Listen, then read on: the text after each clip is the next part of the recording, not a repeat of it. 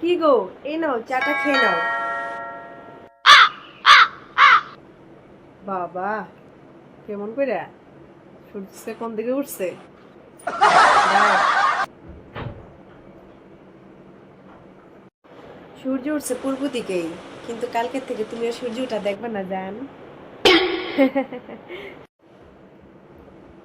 কি কইলা? বুঝলাম না।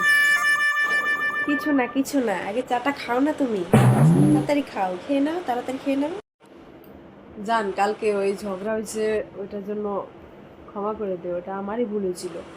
তুমি আমার জন্য কত চিন্তা করো, আর আমি তোমারে কত কথা কয়ে ফেলাইছি।